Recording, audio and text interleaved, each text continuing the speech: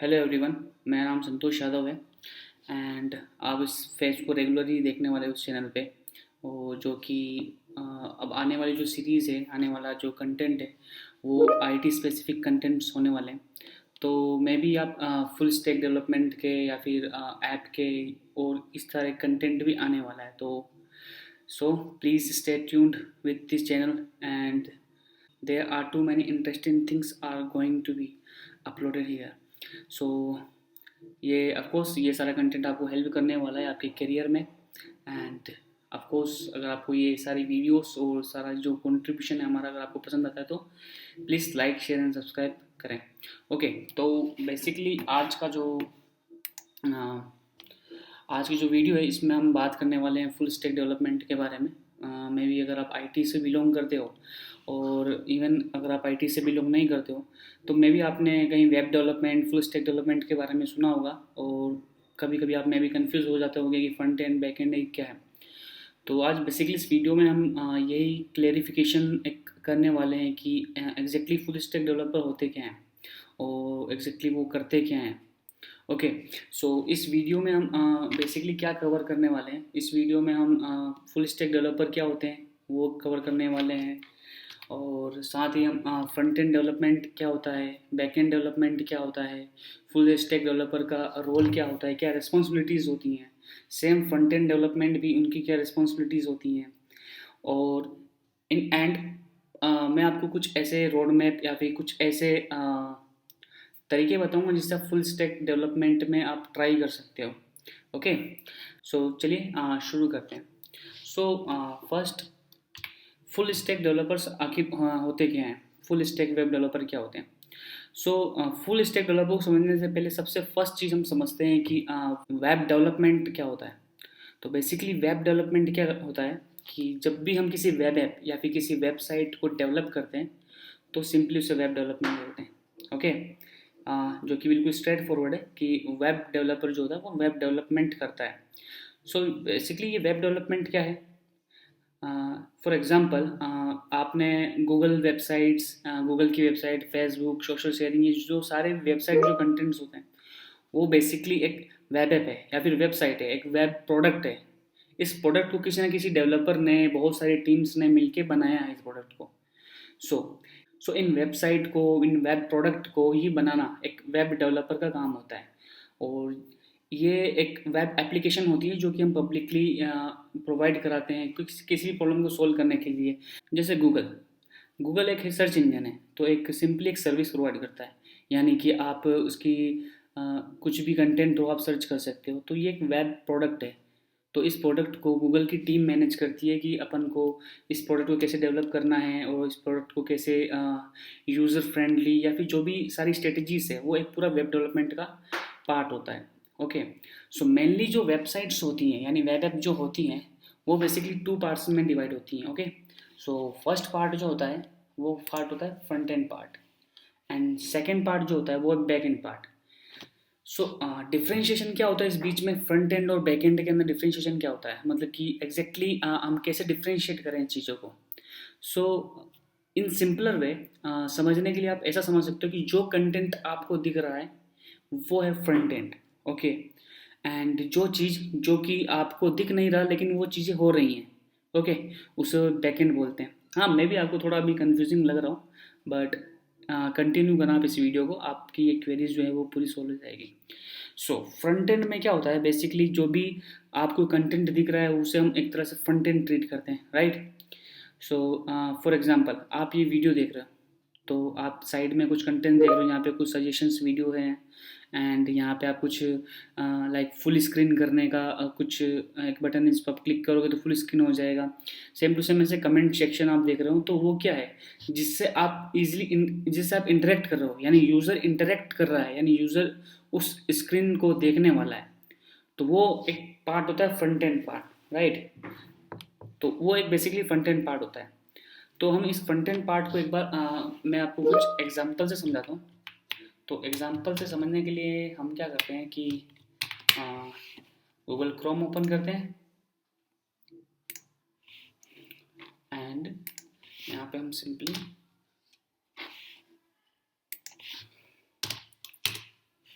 Google की website को open करते हैं। ओके, सो यहाँ पे आप जो देख रहे हो, तो ये क्या है, गूगल की वेबसाइट है। ओके, इस गूगल की वेबसाइट से बेसिकली जो यूज़र है वो हमेशा इंटरेक्ट करने वाला है। यहाँ पे आप कुछ बटन्स देख रहे हो, ये कुछ टाइटल्स हैं, यहाँ पे कुछ है, मतलब जो भी ये गूगल का प्रोडक्ट है उनकी स्ट्रेटेजीज के हिसाब से यहाँ पे सर्च बटन है, वो एक यूज़र देखने वाला है। ओके, इसके बिहाइंड द सीन क्या हो रहा है वो हमको नहीं पता है, राइट। तो जो भी यूज़र का जो पार्ट है वो जिससे इंटरेक्ट करने वाला है वो होता है फ्रंट एंड पार्ट। तो ये कंप्लीट एक फ्रंट एंड पार्ट है। सो जो फ्रंट एंड डेवलपर जो होते हैं वो ही रिस्पॉन्सिबल होते हैं इन पार्ट को डेवलपमेंट करने के लिए। सो फ्रंट एंड जो डेवलपर होते हैं वो बेसिकली इन फ्रंट एंड के साथ ही काम करने वाले हैं, और जो यूज़र एक्सपीरियंस को डिज़ाइन करेंगे, यूज़र लाइक इस बटन पे मैं क्लिक करूँगा तो सर्च बाय वॉइस होना चाहिए, सेम अगर मैं इस बटन पे क्लिक करूँगा तो मेरे पास कुछ यहाँ पे कुछ पॉपअप आना चाहिए, उस पॉपअप के साथ कुछ ऑप्शंस आने चाहिए। तो ये जो सारा काम होता है फ्रंट एंड डेवलपर का होता है। ओके, सो इसको हम थोड़ा सा और डीपली समझते हैं। जो फ्रंट एंड डेवलपर जो होते हैं उनकी बेसिक स्किल्स क्या होती है, यानी अगर किसी को ये चीज़ बनानी है, यानी उसको फ्रंट एंड में अपना फ्यूचर बनाना है, तो उसको कौन कौन से स्किल्स जो है वो आने चाहिए। ओके, सो बेसिकली जो फ्रंट एंड डेवलपर्स होते हैं उनके अंदर जो 3 स्किल्स होती है, और ये 3 स्किल्स ही हैं किसी फ्रंट एंड को डिज़ाइन या फिर डेवलप करने के लिए, right. HTML, CSS and JavaScript. Okay, अब हम इसको थोड़ा वन बाय वन समझते हैं कि जो फ्रंट एंड डेवलपमेंट में ये जो 3 लैंग्वेजेस यूज़ होती हैं, HTML, CSS या फिर जावास्क्रिप्ट हो, तो ये बेसिकली यूज़ कैसे होती हैं और इन सब का क्या मतलब रोल है। ओके, जैसे कि अब यहाँ पे आप ये चीज़ देख रहे हो, गूगल की वेबसाइट का एग्जांपल लेते हैं क्योंकि ये सिंपलर एग्जांपल है जिसे आप इजीली समझ पाओगे, राइट। ओके, सो HTML क्या होता है कि जो हमारा जो ब्राउज़र होता है, लाइक यहाँ पे मैं क्रोम ब्राउज़र यूज़ कर रहा हूँ। सो क्रोम ब्राउज़र हो चाहे कोई भी एक ब्राउज़र होता है, यानी कहीं आपके मोबाइल पे या फिर आप डेस्कटॉप पे कहीं पे भी कोई भी ब्राउज़र से जब आप किसी वेबसाइट को एक्सेस करते हो तो वो सिंपली डिज़ाइंड होते हैं HTML के इंस्ट्रक्शन, जो भी HTML या फिर एक मतलब मार्कअप लैंग्वेज को समझने के लिए, राइट। तो जो भी आप उनको अगर मार्कअप लैंग्वेजेस दोगे तो वो आपको कुछ UI बना के दे देंगे, राइट। तो यहाँ पे बेसिकली क्या होता है कि जब भी हम किसी वेबसाइट को एक्सेस करते हैं, ओके, तो फर्स्ट टाइम जो HTML जो होती है, HTML यानी क्या, आप HTML को एज ए स्केलेटन समझ सकते हो, किसी भी जैसे अपनी बॉडी का एक स्केलेटन मेन पार्ट है, तो लेकिन स्केलेटन ही मेन पार्ट नहीं है ना, राइट। लेकिन हमारा जो पूरा बॉडी का आर्किटेक्चर है वो उस स्केलेटन पे ही डिपेंडेंट होता है। तो सेम वेबसाइट जो होती हैं, वेब जो होती हैं, वो कम्प्लीटली जो उनका काम होता है एक तरह से, मतलब जो भी यूज़र्स को दिखने वाला है वो हमेशा HTML पे ही होता है, राइट। अब उन HTML के साथ भी कुछ चीज़ें एड ऑन होती जाती है, जैसे कि उनको डिज़ाइन करना है या फिर और भी कुछ इंटरेक्टिव चीज़ें बनानी है तो उनके साथ कुछ और चीज़ें एड ऑन होती जाती है।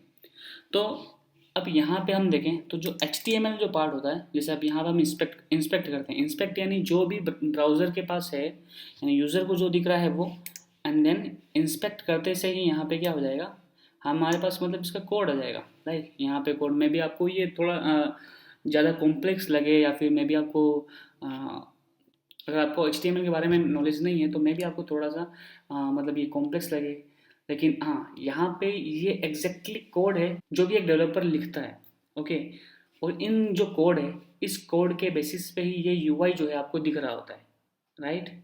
जो ओके, सो बेसिकली मैं वापस आपको एक बार मैंने कहता हूँ कि यहाँ पे जो भी कोड जो दिख रहा है वो ही एक्चुअली डेवलप किया जाता है, एंड आपका जो ब्राउज़र होता है वो इतना स्मार्ट होता है कि इन कोड को कन्वर्ट करके यूज़र्स को क्या दिखाना है वो बेसिकली ये ब्राउज़र डिसाइड करता है, राइट। ओके, सो यहाँ जो ब्राउज़र्स होते हैं इन ये जो कोड्स होते हैं इनको बोलते हैं HTML कोड। तो HTML कोड जिसकी फुल फॉर्म क्या होती है, हाइपर टेक्स्ट मार्कअप लैंग्वेज।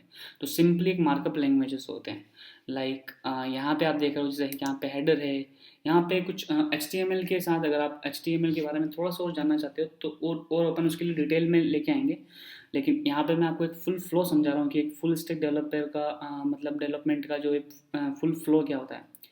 तो यहाँ पे जो HTML है वो एक मेन पार्ट होता है किसी भी वेब के कंटेंट को दिखाने के लिए, यानी जब भी हम किसी URL को हिट करते हैं तो सबसे फर्स्ट जो होती है उसकी HTML और CSS को हम डाउन HTML CSS और जावास्क्रिप्ट 3 फाइल्स को अपना ब्राउज़र लोकली डाउनलोड करता है और वही कंटेंट हम यहाँ पे देख रहे होते हैं, right? Okay, so I think HTML part से आप क्लियर हो। अब हम समझते हैं कि CSS क्या होती है। ओके, सो यहाँ पे CSS क्या होती है कि जैसे हमारी बॉडी का एक स्केलेटन मेन पार्ट है, ओके, लेकिन अब बॉडी पे जो मसल्स होने वाली है या फिर जो बॉडी का जो भी इस बॉडी का लुक्स होने वाला है, यानी जो भी आप फेस देखते हो, वो जो लुक्स है या फिर किसी वेबसाइट की जो लुक्स हैं, ओके, किसी वेबसाइट की डिज़ाइनिंग, किसी वेबसाइट बहुत मतलब एनिमेटेड लगती है या फिर बहुत ही इंटरेस्टिंग लगती है, तो उन चीज़ों को बनाने के लिए क्या CSS का यूज़ किया जाता है। अब आपके माइंड में ये क्वेश्चन आएगा कि यार CSS जो है वो मतलब HTML से मैं ये चीज़ क्यों नहीं कर सकता हूँ, मैं CSS को क्यों यूज़ करूँ, राइट क्वेश्चन है। बट HTML के साथ हम लिमिटेड होते हैं कि यार हम ओनली कुछ फ्यू थिंग्स ही हम अप्लाई कर सकते हैं या फिर हम ज़्यादा कुछ स्टाइलिंग नहीं कर सकते हैं, कुछ लिमिटेड रिसोर्सेस होते हैं। तो इसीलिए क्या होता है कि उन लिमिटेड रिसोर्सेज को लिमिटेड रिसोर्सेज के कारण हम एक CSS टूल होता है जो उन टूल्स को हम यूज़ करते हैं, और वो CSS क्या होता है, इन सारी वेबसाइट को स्टाइलिंग करने के काम आता है। ओके, सो जब भी आप ब्राउज़र को हिट करते हो, यानी जब भी आप किसी URL को हिट करते हो, तो वो बेसिकली 3 फाइल जो है डाउनलोड करती है, जैसे कि आप यहाँ पे देख सकते हो सोर्स। इन सोर्स के अंदर क्या होता है, ये JS फाइल होती है कुछ, और कुछ CSS फाइल्स होती है, कुछ इमेजेस होती हैं, मतलब लेकिन मेनली तीन तीन चीज़ें होती हैं, HTML, CSS और JS। और इन CSS के बेसिस पे ही हम वेबसाइट की डिज़ाइनिंग को और वेबसाइट को और इंटरेक्टिव जो भी है अ, सुंदर बनाना वेबसाइट को, वो हम काम जो है CSS से करते हैं। लाइक एक एग्जांपल के लिए मैं आपको बता देता हूँ, जैसे कि यहाँ पे ये जो टेक्स्ट है, ओके, ये टेक्स्ट है, इस टेक्स्ट को मैं एज ए लाइक इस टेक्स्ट को मैं कलर जो है मैं इसका चेंज करना चाहता हूँ, ओके। तो लाइक कलर मैं इसका चेंज कर देता हूँ यहाँ से रेड, ओके। बस यही चीज़ है जो कि एग्जैक्टली हम CSS से करते हैं, वो बड़े लेवल पे करते हैं। यानी कि जो CSS है तो हम एनिमेशन वगैरह भी इन सारी ये सारी चीज़ें जो CSS की जो मीडिया क्वेरीज होती हैं उनके बारे उनसे उनकी हेल्प से करते हैं। तो HTML CSS जो कि कंप्लीट वेब को कैसा दिखाना है और कैसा कंटेंट यूज़र को दिखाना है उसके लिए यूज़ होता है, ओके, राइट। अब हम बात करने वाले हैं JS के बारे में, यानी जावास्क्रिप्ट के बारे में, कि इसका क्या रोल है किसी वेब डेवलपमेंट में। तो इसके लिए अभी हम क्या करते हैं, इसको एक बार हम क्लोज कर देते हैं, और जैसे ही हम इसको रिफ्रेश करेंगे तो हमने जो मॉडिफाई किया था CSS में वो हट जाएंगे, क्योंकि हम डायरेक्टली गूगल की वेबसाइट तो मॉडिफाई नहीं कर सकते हैं। ओके, सो यहाँ पे अब JS जो है वो JS का क्या काम होता है। तो बेसिकली अब हम क्या देख चुके हैं कि यहाँ पे कुछ HTML पार्ट है, कुछ CSS पार्ट है जो कि हमारी वेबसाइट को हेल्प करते हैं कैसा दिखना है, कैसी वेबसाइट का लुक्स होने वाला है, वो सारी चीज़ों को। बट अब यूज़र जब इंटरेक्ट करेगा तो यूज़र इंटरेक्ट कैसे करने वाला है, लाइक अब मुझे यहाँ पे इस बटन को क्लिक करना है, तो इस बटन पे क्लिक पे कुछ हो रहा होगा, ओके। यहाँ पे मैं अलाउ कर देता हूँ, तो यहाँ पे कुछ कुछ कुछ ना कुछ ऑप्शंस हो रहेंगे, ओके। तो ये जो क्लिक पे यूज़र का जो बिहेवियर है उस बिहेवियर को मतलब डिज़ाइन करना, लाइक अगर मैं यहाँ पे क्लिक करूँगा तो एक पॉपअप आना चाहिए, या फिर मैं यहाँ पे क्लिक करूँ, लाइक मैं कुछ भी सर्च करता हूँ तो मैं इस पर क्लिक करूँ तो कुछ होगा, यानी यूज़र का बिहेवियर। सिंपली हम यूज़र के बिहेवियर को एक यूज़र के बिहेवियर को हम इंटरेक्ट यानी वेबसाइट से हम इंटरेक्ट करवा रहे हैं उसको, यानी अब क्लिक करेंगे तो हम कुछ और करेंगे। लाइक हम दूसरी वेबसाइट का एग्जांपल से और लेके देख लेते हैं इसको, w3schools.com पे हम देख लेते हैं, एंड वहाँ पे कुछ अमेजिंग एग्जांपल्स है जिससे आप इजीली समझ पाओगे।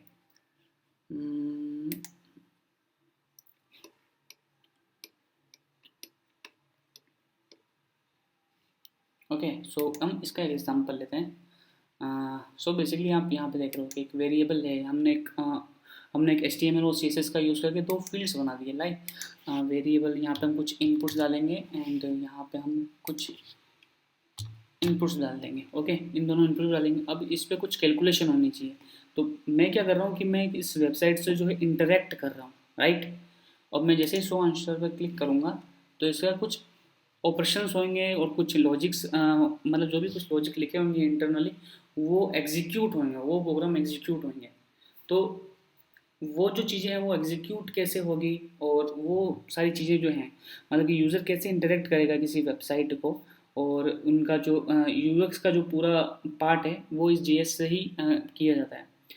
तो बेसिकली जब आप, जैसे हम वापस एक बार गूगल पे चलते हैं। अब जैसे मैंने यहाँ पे क्या किया कि एक सर्च किया कि यूट्यूब, ओके। तो जब भी मैंने यूट्यूब सर्च किया तो यहाँ पे कुछ मेरे पास सर्च रिजल्ट्स आ गए। बट ये आए कैसे? मतलब ये तो ऐसा नहीं है ना कि ये तो पहले से अवेलेबल थे यहाँ पे, ये तो कहीं डेटा से कहीं ना कहीं सेव होगा तभी तो आ रहे हैं। तो जैसे ही मैंने यूट्यूब पे क्लिक किया तो इसका मतलब क्या हुआ कि हमने कुछ ना कुछ कहीं पे रिक्वेस्ट किया, हमने हमने सोचा कि यार इसने यूट्यूब लिखा है तो गूगल क्या करेगा, इसको यूट्यूब से रिलेटेड कुछ देगा, ओके। तो ये जो कम्युनिकेशन होता है वो कम्युनिकेशन कैसे होता है? तो वहाँ पे जो है जावास्क्रिप्ट का मेन रोल होता है कि ये कम्युनिकेशन जो होता है वो हम यूज़र बिहेवियर को हम कम्युनिकेट कराना किसी बैकएंड से या फिर किसी वेबसाइट से जहाँ हमारा डेटा स्टोर होता है। तो यहाँ पे हम जावास्क्रिप्ट का जो मेन रोल होता है, ओके। सो आई होप मतलब आपको क्लियर होगा कि जावास्क्रिप्ट और इन एचटीएमएल और सीएसएस इन सब का यूज़ मतलब एग्जैक्टली क्या होता है, राइट। तो सम अप कर देता हूँ मैं एक बार फ्रंट एंड डेवलपमेंट को। तो H T M L C S S क्या होता है, बेसिकली ऑल जो भी वेबसाइट्स होती हैं उन वेबसाइट को आ, कैसी दिखने वाली हैं, कैसा यूज़र को हम उसकी यूआई डिज़ाइंस दिखाने वाले हैं, वो वहाँ का पार्ट होता है। अब हमारे पास जब वेब पेज जब बन जाता है और अब हम यूज़र को उससे इंटरेक्ट करवाना चाहते हैं, यानी जब यूज़र जब डेवलपर ने डिज़ाइन बना दी, बट अब इन एप्लीकेशन की जब पार्ट आती है तब वहाँ पे हम कम्युनिकेशन जो होता है वो उन कम्युनिकेशन पार्ट के लिए जावास्क्रिप्ट यूज़र यूज़ करते हैं। नॉट ओनली कम्युनिकेशन बट सारी चीज़ों में, मतलब जो भी इंटरेक्टिव पार्ट्स होते हैं यानी यूएक्स वाइज जो भी पार्ट्स होते हैं उनके लिए हम जावास्क्रिप्ट का यूज़ करते हैं, राइट। तो अब हम समझते हैं कि बैकएंड क्या होता है। सो बैकएंड को समझने के लिए एक हम सिंपल एग्जांपल ले लेते हैं कि जैसे आप कुछ भी डेटा, जैसे आप ये वीडियो देख रहे हो, राइट। तो ये वीडियो आप कभी भी आके कभी भी मतलब देख सकते हो, अगर आपके पास लिंक है तो आप इस वीडियो को कभी भी देख सकते हो। बट ये वीडियो कंटेंट आप कैसे देख पा रहे हो, मतलब आपके पास ओनली लिंक है तो देख पा रहे हो, यानी कहीं ना कहीं मतलब ये स्टोर हुआ होगा। तो जब भी आप इस लिंक को क्लिक करते हो तो ऑटोमेटिक यूट्यूब आपको ये वीडियो ला के दे देता है, राइट। ऐसा तो नहीं है कि यूट्यूब ने कहीं ना कहीं पे इसको रखा हुआ है, मतलब कहीं फ्रंट पे रखा है या किसी जावास्क्रिप्ट में डाल के रखा हुआ है। उन्होंने इसको कहीं ना कहीं स्टोर किया हुआ है, राइट। अब इसी वीडियो को अगर मैं प्राइवेट कर दूं तो आप इस उस लिंक को यूज़ नहीं कर सकते हो। लेकिन ये जो सारी कंट्रोलिंग हो रही है वो सारी कंट्रोलिंग कहाँ होती है, एक बैकएंड में, यानी जो चीज़ आपको एग्जैक्टली दिख नहीं रही होती है लेकिन वो चीज़ें एग्जीक्यूट हो रही होती है, ओके। तो एक हम वापस इसी के एग्जांपल से समझते हैं, और इस एग्जांपल को मतलब कि जो कम्युनिकेशन होता है वो कैसे होता है उसको समझाने के लिए मैं डेव टूल्स, इनको डेव टूल्स बोलते हैं, और इन डेव टूल्स की हेल्प लेता हूँ। इससे आप इजीली आपको पता लग जाएगा कि कम्युनिकेशन जो होता है किसी वेबसाइट्स के अंदर वो कैसे होता है, राइट। तो एक यहाँ पे नेटवर्क पैनल होता है। तो इस नेटवर्क पैनल के अंदर क्या होता है कि जब भी कोई फ्रंट एंड एप्लीकेशन किसी अपने बैकएंड या किसी सर्वर को रिक्वेस्ट करती है तो वहाँ पे ये नेटवर्क जो यहाँ पे जो भी रिक्वेस्ट है वो उसको कैच कर लिया जाता है इन डेव टूल्स के अंदर, यानी ब्राउज़र खुद इनको कैच करता है। और कैच करने के बाद जो भी रिक्वेस्ट भेजी गई है, जो रिस्पॉन्स हमारे पास सर्वर से आया है उसको भी ब्राउज़र बता सकता है, राइट। तो हम एक बार यहाँ पे हटा देते हैं इसको, और एक बार इस कम्प्लीटली इस रिक्वेस्ट को थोड़ा सा क्लीन कर देते हैं, ओके। अब यहाँ पे मैं क्या करने वाला हूँ, मैं कुछ टाइप करूँगा और उस टाइप के अकॉर्डिंग मुझे कुछ सजेशंस मिलेंगे, जैसा कि गूगल सर्च काम करता है। तो अगर मैं यहाँ पे सर्च करता हूँ कि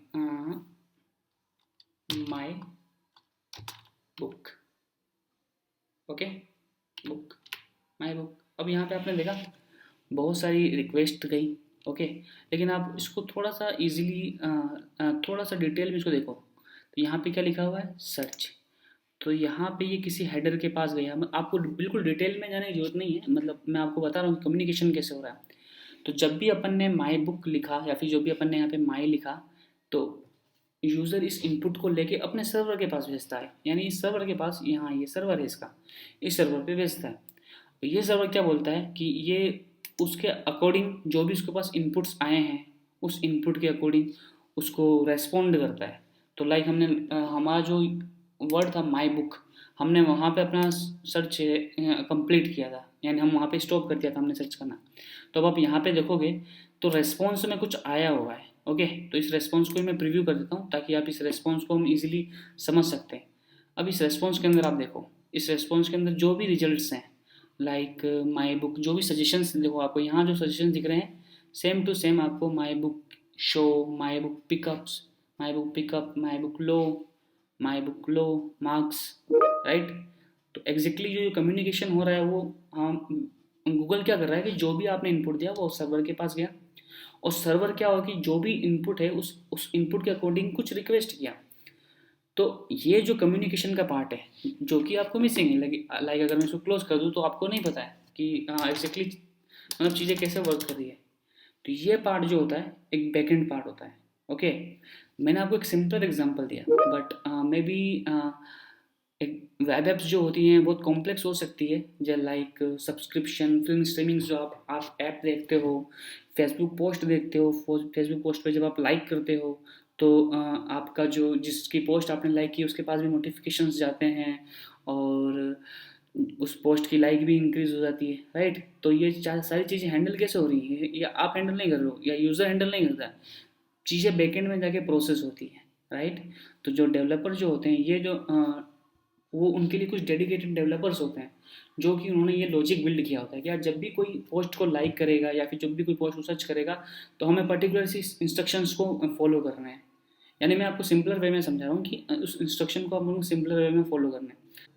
हाँ, यानी हम उस प्रोडक्ट को इजीली हम डेवलप कर पाएँ, या फिर हम यूज़र को जो भी डेटा चाहिए उसके अकॉर्डिंग हम कुछ ना कुछ ऑपरेशंस कर पाएँ, राइट। तो ये पार्ट जो होता है वो कंप्लीट एक बैकएंड पार्ट होता है, और यहाँ पे जो होते हैं वो बैकएंड डेवलपर्स होते हैं। बैकएंड डेवलपर्स की काफ़ी डिमांड है क्योंकि उनका जो वर्क फ्लो होता है वो बहुत कॉम्प्लेक्स होता है as compare to front end. अगर यानी फ्रंट एंड में कोई काम कर रहा है और बैक एंड में कोई काम कर रहा है, तो ऐसा नहीं है कि फ्रंट एंड का जो काम है वो कॉम्प्लेक्स नहीं होता है, बट जो बैक एंड का जो काम होता है वो मे बी कॉम्प्लेक्सिटी उसकी बढ़ सकती है, डिपेंड्स ऑन प्रोडक्ट।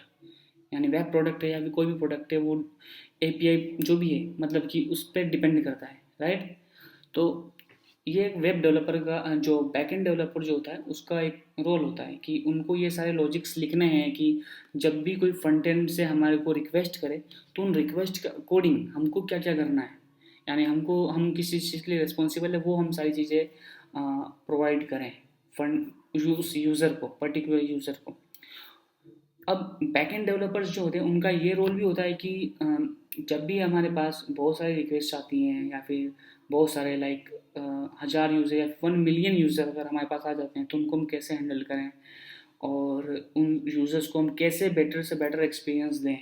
ओके, तो ये पूरा जो पार्ट होता है वो बैकएंड जो डेवलपर होते हैं उन पर डिपेंड करता है। ओके, सो आप दोनों का डिफ्रेंशिएशन समझ चुके हो। एक फ्रंट एंड डेवलपर जो किसी भी कंटेंट को, किसी भी वेब ऐप को दिखाने के लिए काम करता है, एंड एक बैकएंड डेवलपर यानी उस एग्जैक्टली उस वेबसाइट को पूरी तरह से मैनेज करने के लिए लॉजिकल पार्ट जो भी है, बिजनेस लॉजिक्स, जो भी लॉजिक्स लिखने हैं वो बैकएंड के अंदर होते हैं। आपका डेटाबेस यानी आपने जो भी किसी पोस्ट को लाइक किया, यानी कुछ भी आप एक्शंस आप परफॉर्म कर रहे हो तो उनको रिकॉर्ड करना वो एक कंप्लीट डेटाबेस का पार्ट होता है। तो वो सारी चीज़ को मैनेज करता है बैकएंड डेवलपर, राइट। तो आप इन दोनों का डिफरेंशिएशन आई थिंक समझ चुके हो कि फ्रंट एंड डेवलपर क्या करता है और बैक एंड डेवलपर क्या करता है। ओके, तो अब आपके माइंड में क्वेश्चन होगा कि अगर मुझे फ्रंट एंड डेवलपमेंट या फिर मुझे बैक एंड डेवलपमेंट में काम करना है तो मतलब बेसिकली मुझे क्या क्या चीज़ें एक आनी चाहिए, राइट। तो मैं आपको एक छोटा सा मतलब समरी बता रहा हूँ। मतलब मैं पूरा बैकएंड डेवलपर को इस वीडियो में तो कवर नहीं कर सकता, बट उनको कैटेगराइज को एक सब कैटेगरी में डिवाइड कर सकता हूँ, तो आपके लिए थोड़ा सा इजी होगा समझना। तो एक जो बैकएंड डेवलपर होता है तो उन बैकएंड डेवलपर को नॉलेज होनी चाहिए एपीआईज की, डेटाबेस एंड सर्वर, मतलब एटलीस्ट इन चीज़ों की नॉलेज तो होनी चाहिए। अब यहाँ पे एपीआईज क्या होती हैं, अभी मैंने जो आपको एग्जांपल दिखाया था कि यार गूगल पे आप जब भी कुछ सर्च करते हो तो कुछ रिक्वेस्ट उनके सर्वर पे चली जाती है, राइट। तो अब उनके सर्वर पे जो रिक्वेस्ट जाती है, बट कैसे ये लॉजिक्स लिखते कैसे हैं, मतलब कि अपना जो सर्वर होता है, गूगल का जो सर्वर होता है, वह कैसे समझता है कि यार ये मुझसे ये चीज़ मांग रहा है, या फिर मतलब जो भी किसी भी दूसरी फ्रंट एंड एप्लीकेशन या जो भी कोई भी एप्लीकेशन, वेब एप्लीकेशन कैसे अपने सर्वर से कम्युनिकेट करती है। तो उन कम्युनिकेट करने के वे को ही अपन एपीआई बोलते हैं। some there are some protocols which any front end developer or any front end or back end developer need to be completely sure about, right। so कुछ जैसे कि लाइक कोई सर्वर है, वो ऐसा बोलता है कि अगर आप मुझे इस सेट यानी इस पैरामीटर के साथ कुछ मुझे आप रिक्वेस्ट करोगे तो मैं आपको ये रिस्पॉन्ड करूँगा, राइट। तो ये प्री डिसाइडेड होते हैं, यानी जब भी डेवलपर या फिर जब भी कोई ऑर्गेनाइजेशन किसी प्रोडक्ट पे काम कर रही है होती है, तो ये ऑलरेडी प्री डिफाइंड होते हैं कि हम यूज़र से ऐसे इंटरेक्ट करने वाले हैं, हम यूज़र से लॉगिन या फिर आईडी पासवर्ड हम इस तरह से लेने वाले हैं, हम यूज़र्स को इस तरह से इंटरेक्ट करेंगे, हम आपको इस तरह से रेस्पॉन्ड करेंगे, हम आपको इस फॉर्मेट में रिस्पॉन्ड करेंगे। ओके, तो हम अपने प्रीवियस एग्जाम्पल से वापस एक बार ये समझ सकते हैं कि जैसे अगर मैंने यहाँ पे जो सर्च किया था, लाइक अगर हम वापस यहाँ पे देखते हैं, तो मैंने यहाँ पे सर्च किया था माई बुक।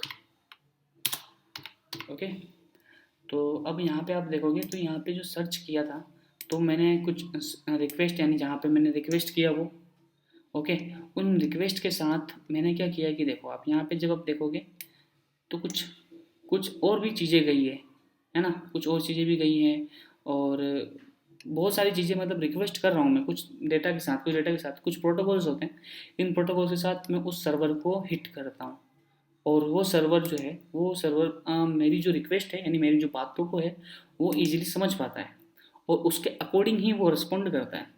ओके, इसके अकॉर्डिंग ही वो इस तरह से कुछ रिस्पॉन्ड करता है। तो ये जो कम्युनिकेशन है, ये अपन वेब किसी भी फ्रंट एंड और बैक एंड डेवलपर दोनों का ये काम होता है कि अपन को ये प्रोटोकॉल्स को फॉलो करना है। ये जो कम्युनिकेशन होता है मेनली आजकल जेसोन में होता है, जावास्क्रिप्ट ऑब्जेक्ट नोटेशन में भी, अगर आप जेसोन के बारे में जानते हो, और पहले बहुत टाइम पहले ये एक्सएमएल इन सब में भी कम्युनिकेट होते थे। तो मेनली जेसोन वगैरह जो है वो यूज़ किया जाता है इन कम्युनिकेशन के लिए। इन एपीआईज को डिज़ाइन किया जाता है, और हर एक रेस्पॉन्स के लिए, हर एक रिक्वेस्ट के लिए कोड किया जाता है इनको, और यही एक मतलब एपीआई है जो कि डेवलपर्स जो होते हैं वो इनको बनाते हैं, राइट। अब सेकेंड जो चीज़ है वो है डेटाबेस। तो डेटाबेस क्या है, लाइक डेटाबेस को आप समझने के लिए आप समझ सकते हो कि यार एक किसी भी दिमाग की, जो किसी भी ह्यूमन बॉडी की एक मेमोरी होती है, वैसे ही किसी ना किसी प्रोडक्ट की, यानी वेब प्रोडक्ट हो चाहे वेबसाइट प्रोडक्ट हो, उनकी एक मेमोरी होती है, यानी वो चीज़ों को रिमेंबर करते हैं। तो एग्जांपल के लिए अगर आप गूगल यूज़ करते हो, तो गूगल पे जब आप जाते हो, लॉगिन पासवर्ड डालते हो, तो यार उसको कैसे पता है कि आपके पासवर्ड ये हैं, उसने कहीं ना कहीं स्टोर करके रखे होंगे। मैं भी अनक्रिप्टेड है क्योंकि अनक्रिप्टेड ही होते हैं पासवर्ड्स, बट उसने कुछ ना कुछ आपके बारे में स्टोर किया है, उसने आपका नाम स्टोर किया है, उसने कुछ ना कुछ आपको स्टोर किया है। तो वो स्टोर एग्जैक्टली होते कहाँ हैं? ऐसा तो नहीं होता है कि प्रोग्रामिंग लैंग्वेज से अपन स्टोर कर देते हैं, नहीं, प्रोग्रामिंग लैंग्वेज से कभी भी स्टोर नहीं होते हैं। हम उनको एक डेडिकेटेड डेटाबेसेस में रखते हैं ताकि वो सिक्योर हो, और ऊपर से ये एक टूल होता है जो कि हम कुछ भी जब ब्राउज़र, जो भी हम अपने एक्शंस, यानी जो भी हम यूज़र इंटरेक्ट करता है किसी वेब ब्राउज़र से या फिर किसी भी प्रोडक्ट से, तो उनकी जो डिटेल्स है वो स्टोर की जाती है। लाइक आपने किस पोस्ट पे लाइक किया, आप फेसबुक अगर एग्जांपल लें, तो आपने इस दिन ये पोस्ट सर्च करी, तो ये डेटाबेस में ऑलरेडी रिकॉर्डेड है। लाइक जैसे कि हमारे पास अगर हमको किसी ने जैसे हमको किसी ने अगर कुछ बोला है तो वो हमको रिमेंबर है, यानी हमको याद है, क्योंकि हाँ उसने हमको बोला था, और हमारे माइंड के अंदर वो, हमारा जो दिमाग है वो उस चीज़ को वो याद रखता है, यानी हमारी जो मेमोरी है वो चीज़ को याद रखती है। वैसे ही वेबसाइट की भी मेमोरीज होती हैं, तो वो उन चीज़ों को याद रखती है, उन मेमोरीज को भी बनाया जाता है। यानी जो डेवलपर्स होते हैं, उनको जो भी यूज़र्स का डेटा होता है उनको उस डेटाबेस में डंप करते हैं, ताकि वो वेबसाइट जो है उनको रिमेंबर कर सके, right. Okay, so database part I think आपको क्लियर है। नाउ एपीआईज डेटाबेस दोनों आपको क्लियर है। नाउ सर्वर्स, अब सर्वर्स क्या होते हैं? तो यहाँ पे सर्वर्स क्या होते हैं, लाइक मैं भी, जैसे कि आप एक किसी आपका प्रोजेक्ट है, और आपका प्रोजेक्ट जो है आपने अपने कंप्यूटर पे बना रखा है। अब मैं चाहता हूँ कि आपके प्रोजेक्ट को मैं एक्सेस कर सकूँ। ओके, तो क्या मैं एक्सेस कर पाऊँगा? ऑब्वियस है नहीं, क्योंकि मुझे तो आपका सिस्टम चाहिए होगा, क्योंकि आपका सिस्टम तो पब्लिक नेटवर्क में है नहीं कि आपके सिस्टम को एक्सेस कर सकता हूँ, आपका प्रोजेक्ट चला सकता हूँ। तो सर्वर्स बेसिकली क्या होते हैं, जो भी आपका प्रोजेक्ट्स होता है उसको हम एक ऐसे नेटवर्क पे या फिर अ, ऐसा समझ सकते हो कि आपके सिस्टम को मैंने एक पब्लिक नेटवर्क पर रख दिया, यानी जहाँ से आपके सिस्टम को आईपी के थ्रू कोई एक्सेस कर सकता है, राइट? तो ये जो Amazon, AWS, digital ocean, Hostinger, ये जो होस्टिंग सर्विसेज प्रोवाइडर्स होते हैं, तो वो क्या करते हैं, एक सिंपली आपको स्पेस देते हैं, लाइक 20 GB, 1 GB रैम, कुछ आपको सिस्टम के कॉन्फ़िगरेशन जैसे आपको कुछ स्पेस देते हैं, वहाँ पे आप अपने प्रोजेक्ट्स को रख सकते हो। और जैसे ही आप जब वो चीज़ें परचेज करते हो तो आपको एक आईपी मिलती है, और उस आईपी की हेल्प से ही मैं आपके इस प्रोजेक्ट को एक्सेस कर सकता हूँ, क्योंकि वो पब्लिकली अवेलेबल नेटवर्क है, यानी उसको कोई भी एक्सेस कर सकता है। और जैसे google.com है, तो google.com भी किसी ना किसी सर्वर पर रखा होगा, तभी तो हम उसको एक्सेस कर पा रहे हैं, यानी पब्लिकली अवेलेबल है।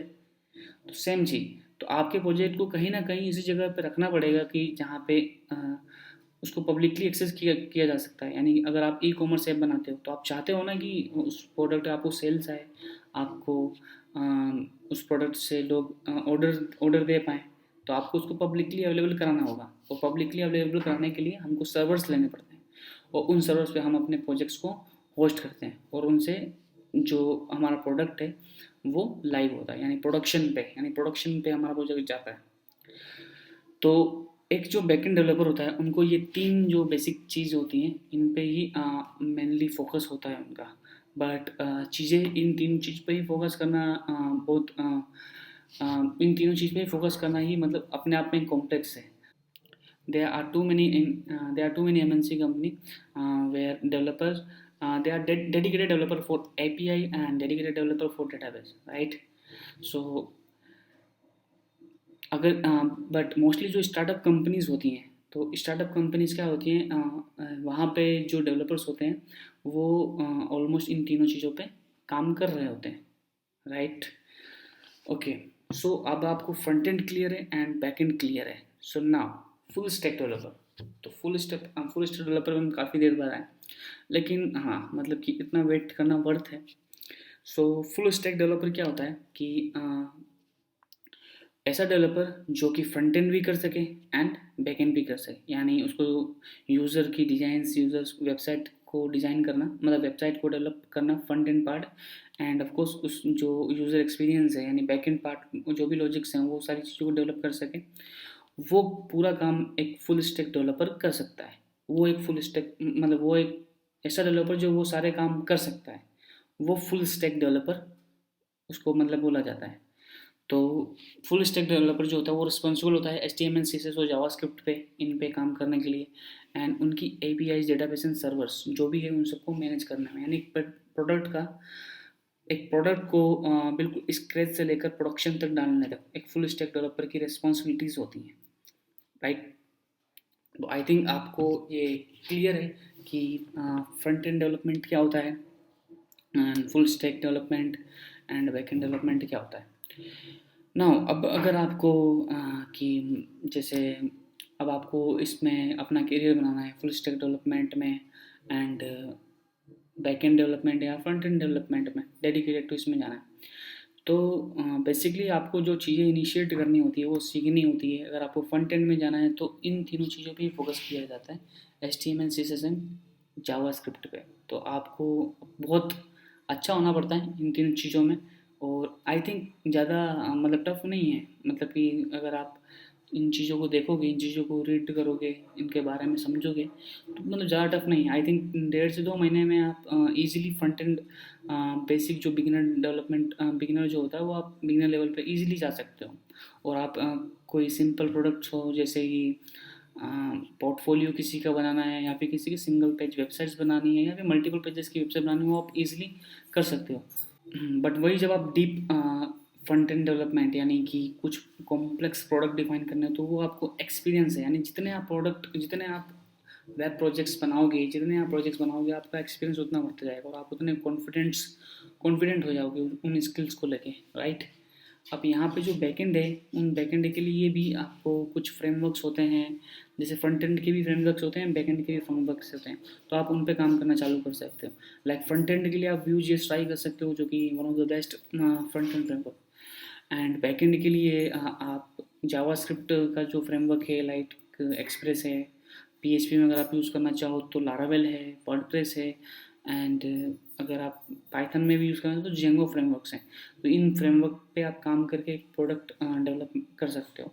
तो मेनली जो आपको अगर एक कंप्लीट फुल स्टैक डेवलपर बन रहा है, तो आपको ईजिली आप 6 मंथ्स में आप ईजिली एक फुल स्टैक डेवलपर जो है वो आप बन सकते हो। मतलब जो कि एक पूरा प्रोडक्ट जो स्क्रैच से लेकर बना सकता है, चालू कर सकता है और सब कुछ हैंड ओवर कर सकता है, चाहे क्लाइंट को, चाहे आपको अपना प्रोजेक्ट बनाना हो। तो मैं भी आपको इससे भी कम टाइम लगे, it totally depends on individual, right. Okay, so इस वीडियो में आई थिंक मैंने जो एक बेसिक ओवरव्यू होता है एक फुल स्टैक डेवलपर का वो कवर किया है।